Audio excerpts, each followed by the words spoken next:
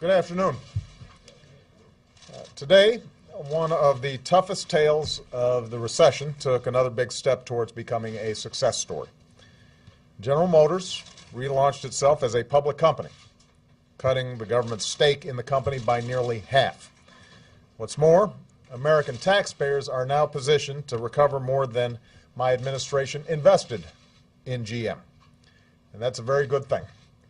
Last year, we told GM's management and workers that if they made the tough decisions necessary to make themselves more competitive in the 21st century, decisions requiring real leadership, fresh thinking, and also some shared sacrifice, then we would stand by them. And because they did, the American auto industry, an industry that's been the proud symbol of America's manufacturing might for a century, an industry that helped to build our middle class, is once again on the rise. Our automakers are in the midst of their strongest period of job growth in more than a decade. Since GM and Chrysler emerged from bankruptcy, the industry has created more than 75,000 new jobs. For the first time in 6 years, Ford, GM, and Chrysler are all operating at a profit. In fact, last week, GM announced its best quarter in over 11 years. And most importantly, American workers are back at the assembly line manufacturing the high-quality, fuel-efficient, American-made cars of tomorrow, capable of going toe-to-toe with any other manufacturer in the world. Just 2 years ago, this seemed impossible. In fact, there were plenty of doubters and naysayers who said it couldn't be done, who were prepared to throw in the towel and read the American auto industry last rites. Independent estimates suggested, however, that had we taken that step, had we given up, we would have lost more than 1 million jobs across all 50 states. It would have also resulted in economic chaos, devastating communities across the country, and costing governments tens of billions of dollars in additional social safety net benefits and lost revenue. Now, that wasn't an acceptable option, to throw up our hands and to quit. That's not what we do.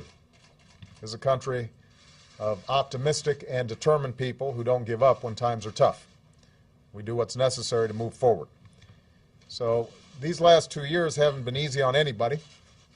They haven't been without pain or sacrifice, as the tough restructuring of GM reminds us. And obviously, we've still got a long road ahead and a lot of work to do to rebuild this economy, to put people back to work, to make America more competitive for the future, and to secure the American dream for our children and our grandchildren. But we are finally beginning to see some of these tough decisions that we made in the midst of crisis pay off. And I'm absolutely confident that we're going to keep on making progress. I believe we're going to get through this tougher and stronger than we were before. Because just as I had faith in the ability of our auto workers to persevere and succeed, I have faith in the American people's ability to persevere and succeed. And I have faith that America's best days and American manufacturing's best days are still ahead of us. Finally, I just want to embarrass a couple of people. Ron Blum and Brian Dietz are key members of the team that helped to engineer this rescue of GM and Chrysler. So it had not been for these two gentlemen, a whole lot of people might be out of work right now. We are very proud of them, and I figured that I'd go ahead. You can see they're all looking sheepish. Point them out to you. So thank you very much, everybody.